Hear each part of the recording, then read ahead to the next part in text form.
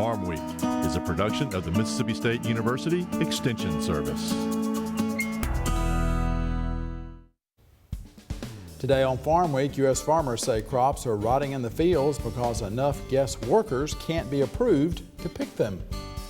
In the food factor, speed shopping. Speed up the pace of your shopping and slow down the growth of your food budget. In Southern gardening, weird plants. You haven't seen a lot of these, and one of them you can eat. In the markets, the on-feed report may signal a slowdown in herd expansion, while the month of May could bring stagnation for corn prices. In the feature segment today, there's been some talk on social media about some California tangerines being grown with water recycled from oil production. We'll show you how it's done. So we blend that down and get it down to good irrigation quality. It does have some other chemicals in it, but they are well below the drinking water standards.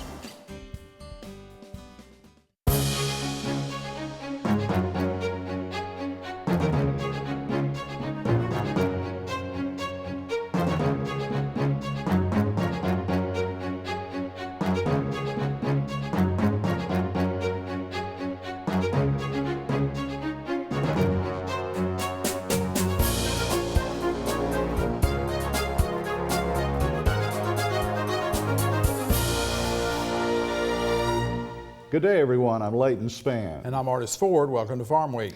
Vegetable and horticulture crops are going unharvested in some parts of the United States.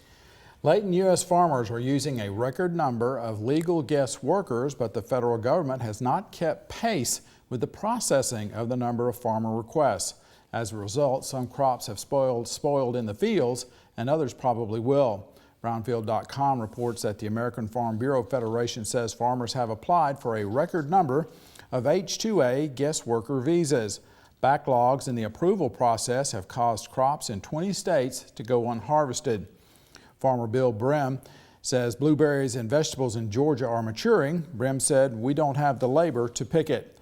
A Southern California labor contractor says growers tell him that 20 to 27% of their fields have been lost. Farmers are choosing not to plant certain crops and have canceled their H-2A applications. Farm Bureau says the H-2A program has doubled in size in the last 10 years. The program certified almost 140,000 workers last year. Second quarter certification numbers are up 13% this year. Timing is everything when it comes to grocery shopping. Spending too much time in the store can cause you to go over budget. In this week's episode of The Food Factor, Natasha Haynes with Mississippi State University Extension tells us how to get time on our side when it comes to buying groceries.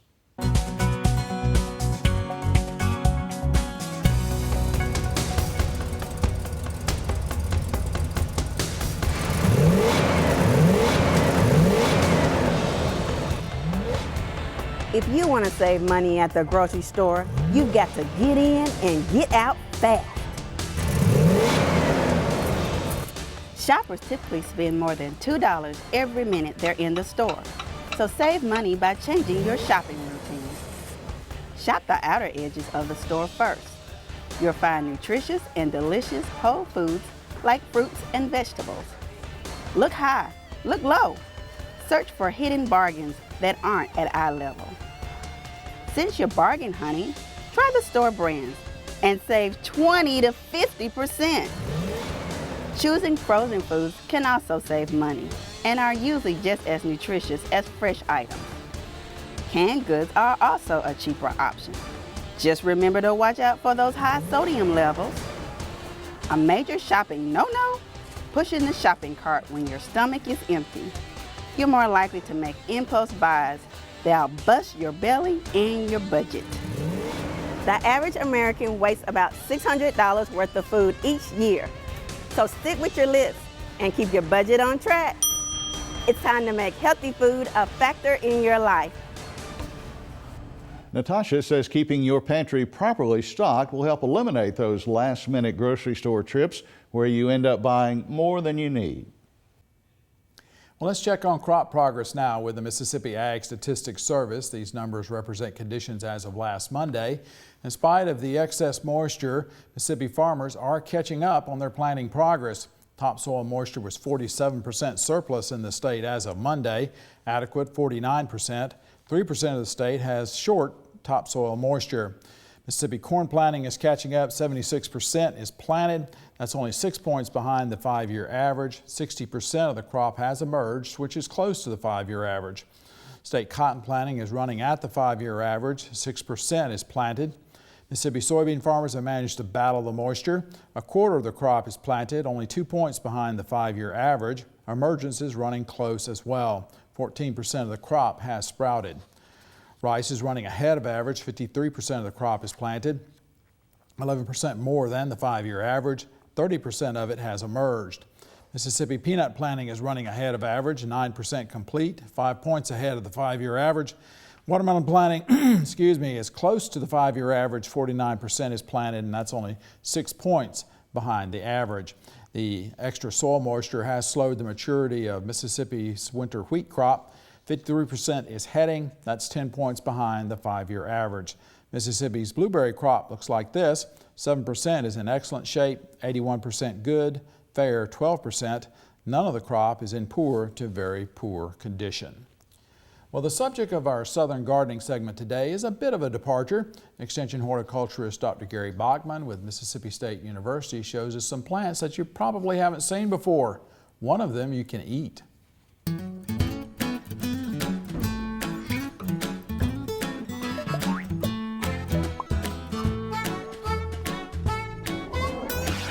Every once in a while, we like to show a few plants that are not your ordinary Mississippi landscape variety. In the past, we've shown you odd plants called Buddha hand and Mother of Thousands.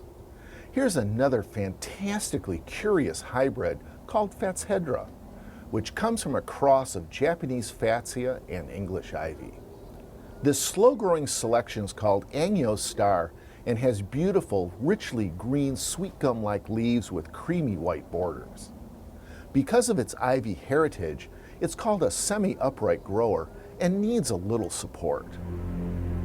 And then there's dragon fruit. The name just sounds mysterious and fierce. While the plant itself is not that interesting, the vivid pink fruit with soft green tip spines draws plenty of attention. The dragon fruit itself is the real treat, and they're so easy to enjoy. Simply place on a cutting board and slice right through. The inner flesh is creamy white and speckled with black seeds. I like to take a spoon and scoop directly from the fruit. While not very sweet, I think it tastes like a combination between a kiwi and a pear. At first glance, I know you're thinking that this prickly pear cactus belongs out west, but in fact it is a Mississippi native. These prickly pears are setting flower buds that will open in a few weeks. Be a little adventurous this year and try an unusual plant or two in your garden and landscape. I'm horticulturist Gary Bachman, and I'll see you next time on Southern Gardening. Now, Leighton, dragon fruit can handle short periods of frost, but it will not survive long exposure to freezing temperatures. It generally thrives best in USDA zones 10 and 11. In our feature segment today, there's been some stir on social media about some California tangerines that are grown using recycled water from oil fields. We'll show you how it's done. Time now for the markets with Leighton. And you say organic acreage in the U.S. is continuing to grow and big business is looking at it? That's right, Artist. General Mills is one of those leading the way. We'll tell you their plans in a moment. Also ahead in this segment, the corn crop has plenty of risk in front of it, both here and nationwide. More heifers are going into the nation's feedlots. Traders say that's a signal. And economists think it's not a question of whether or not hog prices fall, but more importantly, when. We begin today with row crops focusing on the corn market. Planting progress in parts of the Midwest is reported to be sharply ahead of the 5-year average pace. Analyst Dan Huber thinks the prices in the corn market are headed down, possibly for at least a month or two. In fact, I wouldn't be surprised to see us continue right down into at least early May, and probably without a new stimulus in there, probably stagnate a little bit into even the month of June, when we can start refocusing on summer weather. Interestingly enough, I don't think with the shift we saw, we took a lot of a bearish attitude that had been just pressuring this market, of course, for months and months. Have kind of set that aside, with people finally recognizing that all of our risk is yet in front of us. I mean, we have no concept of what our summer weather is going to be. Still a lot of talk about what could happen if we truly go to a La Nina. So I don't think we're going to have those bears necessarily coming back in force like they did before, at least until we get out into latter June, maybe July. Food maker General Mills is cranking up its commitment to organic in a big way. It says it is going to more than double the organic acreage from which it sources the ingredients for its many food products. General Mills says it expects to have 250,000 organic acres by the year 2019. Now that is a year ahead of its previously announced goal. The company has increased the organic acreage it supports by 120% in just the last 7 years. General Mills is the second largest buyer of organic fruits and vegetables in the entire country. Well, let's check out the trivia quiz for this week. It is about eggs. Here's your first look. How many eggs are produced in Mississippi in a month? Is the answer 44 million, 52 million, 96 million, or 118 million? Stay with us for the correct answer.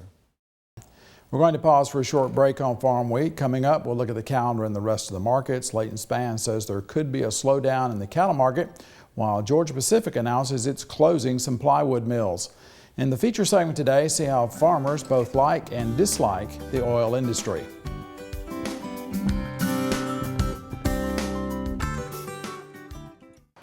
Why farmers markets? Why come here? Well, there's no doubt it tastes better, and heck, it's better for you too.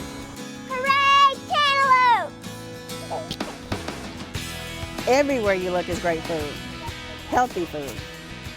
It's just a healthier choice, and we like that it supports our community. The reason I come is because you just can't find this quality anywhere else. Hooray, Farmers Market!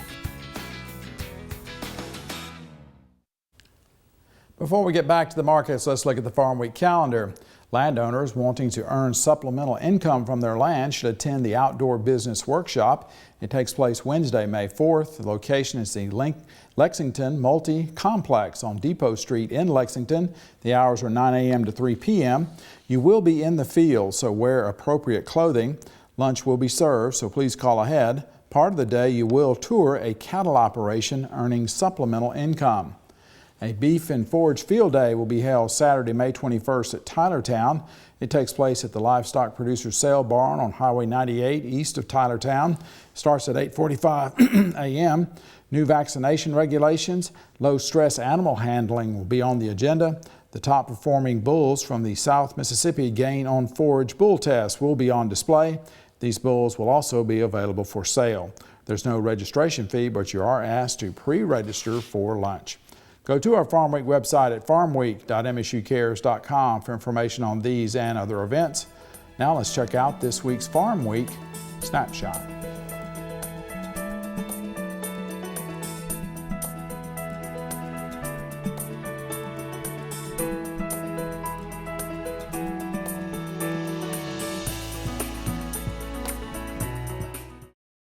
Two fresh sets of numbers important to the cattle trade have come out here in late April. Extension Ag economist Dr. Brian Williams says a portion of one of these reports may signal a slowdown in herd expansion in the U.S. But first, an overview of the market. In general, were the numbers in this new cattle on feed report what the trade was expecting? Well, they were fairly close to what we were expecting. Just running through the numbers, placements were up about 4.6%. That was a little bit lower than expected. Marketings were up 7.1%. That was almost spot on with what we were expecting. And then on feed was up about 0.5%, and that was just a little bit lower than what we were expecting as well. Okay, now I understand, I want to see how significant it is that we had an increase in the number of heifers nationwide. Right. What does that mean for the beef sector? And that might be the big thing that really is coming out of this report. Heifer, when they broke down by heifers and steers, and the heifers were up about 4% from a year ago, while steers were actually down about 1% from a year ago. And what that really kind of is a signal of is that we may be seeing a slowdown in our herd expansion. A year ago, we were seeing a lot of those heifers stay on farm rather than go to feedlot. This year, we're seeing a few more of those heifers go into the feedlot, so it's kind of a little bit of a sign, it looks like. Now, most of the beef market was down at the time this report came out, April 22nd. Is this likely to change anything, these numbers? Right, we're kind of seeing a battle with a bearish market right now. I glanced at the markets a little bit ago, and live cattle were actually up on the day. Feeder cattle were down. Nearby feeder futures were down a little bit. Overall, this report probably could be considered slightly bullish, but in the broad terms of things, with the bearish market, it might slow down that slide, but I don't think this report in and of itself is enough to really support the markets coming back up. All right, the same day as cattle on feed, we had a monthly cold storage report. How much beef do we have in the nation's coolers now? Well, looking at the beef numbers, we're down about 0.7% from last year in terms of the amount of beef in storage, and we're down about 1.2% from last month. So this may indicate demand picking up a little bit, or? I think so. There's kind of two things coming into play. We're seeing the demand pick up a little bit lately, and we're also seeing a reduction in our beef imports. And so between the two, the increase in demand and reduced imports, we're kind of eating into our stocks a little bit. Turning to pork now, nearby hog futures are still trading for the most part in the mid to upper 70s. Analyst Mark Gold is somewhat surprised at this strength. He expects falling prices unless something very unexpected happens soon. We're still at very high levels here. If the meat has a problem, if the beef has a problem, then we're going to see the hogs sell off too. And just like in the cattle market, high prices stimulated more production. We've got to have demand keep up with that. And I'm just not so sure it's there. And with these relatively high hog prices, do I want to be protecting the downside? Absolutely. We don't want to watch this thing erode back down to 55 bucks. The Aprils went off, in the 60s. Can we see that? Yeah, if we don't have a problem, we can see some lower prices in the hog market.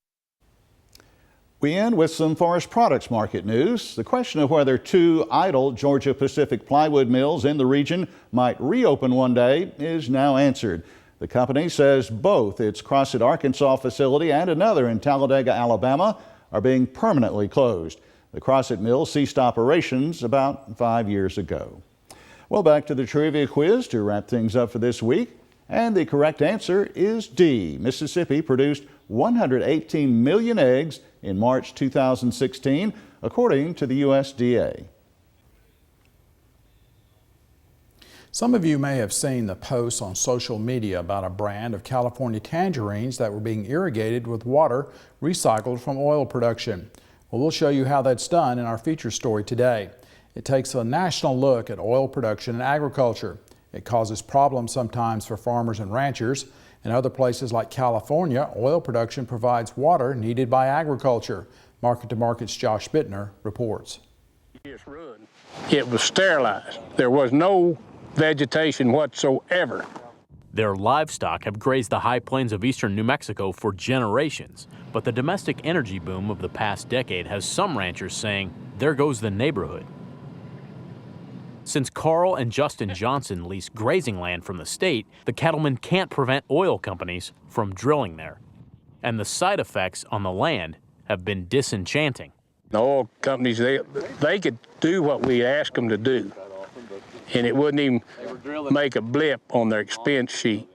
5 years ago, a ruptured pipe released 420,000 gallons of oil field wastewater here.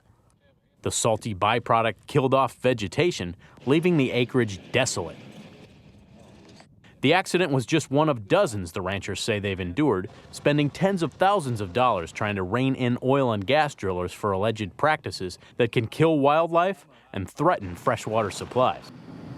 An Associated Press analysis of data from leading oil and gas producing states found over a 6-year period 180 million gallons of wastewater, or brine, was discharged.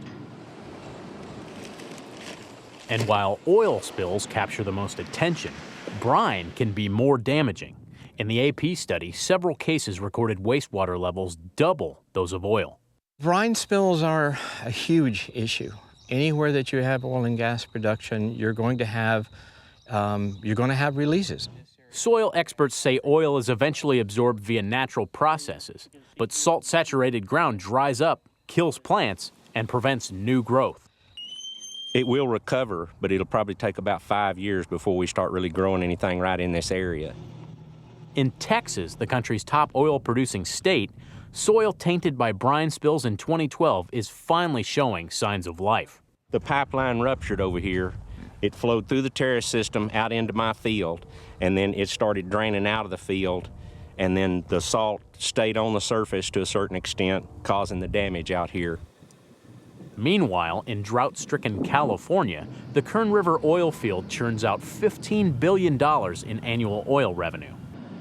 Kern County is the #1 oil-producing county in the nation, and the Golden State's oil industry faces scrutiny for its use of natural resources.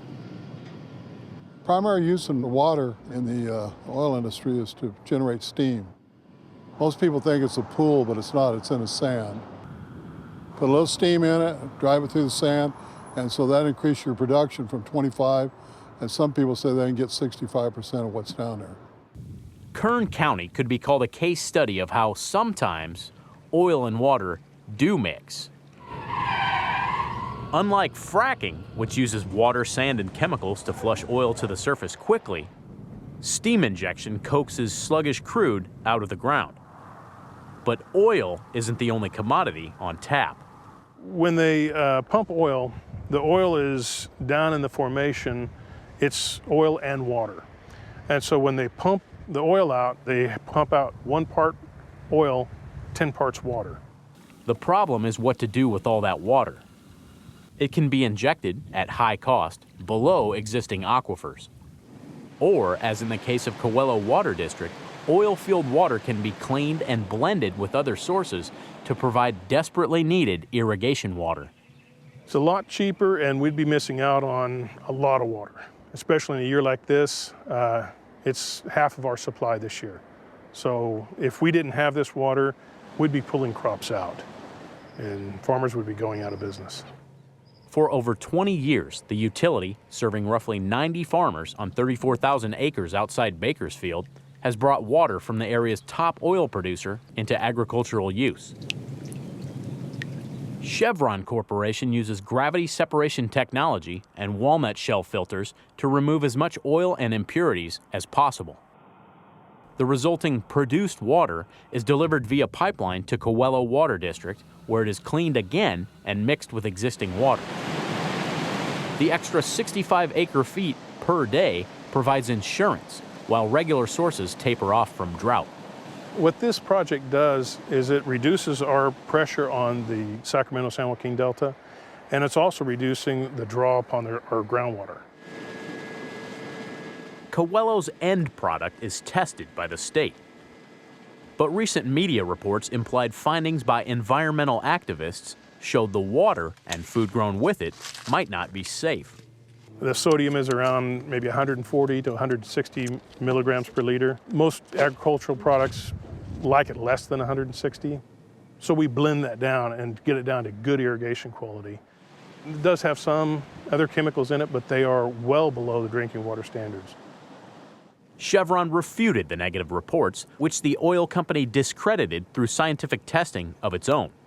But California's Regional Water Quality Control Board is collecting data independently to verify the information. And both Chevron and Coelho are eager for the agency's report. We're waiting for the state to really come out and give us that clean bill of health. It's safe. I don't think you would want to drink it every day, you know, but we haven't seen any problems with our trees. There's trees and vines out here that's been here for many, many years using that water. Roy Perucci manages an 80-acre pistachio farm in Coelho Water District. He says produced water from Chevron has been a trusted source for his operation, which uses 100 million gallons of water per year. You're never going to find a risk-free form of energy, whether we're talking renewables or fossil fuel development. Oil byproducts have been both blessing and curse in rural America. And fossil fuel advocates say even though domestic energy production is up, wastewater spills, by proportion, are down. The men and women who work in the oil and gas industry are absolutely committed to spill prevention. They live in these communities. They want their environment to be preserved as well. And you can watch this story again on oil and water on our Farm Week website, farmweek.msucares.com. You can also watch Farm Week stories on our Farm Week USA Facebook page and YouTube. We're also available at twitter.com/farmweek. And lately, California has stepped up its monitoring of the irrigation water recycled from oil production. California is desperate for water though, and it's just an illustration of how far they'll go to get it. Well, we are at the end of Farm Week for this week. On our next show, you'll meet an individual for whom tree farming is a family affair. Bobby Watkins is the present Mississippi Forestry Association Outstanding Tree Farmer of the Year. Watkins shows us that we can grow timber, wildlife, and recreation. In the food factor, kale.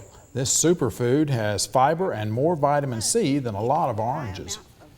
And in Southern Gardening, check out these shady containers for Mother's Day.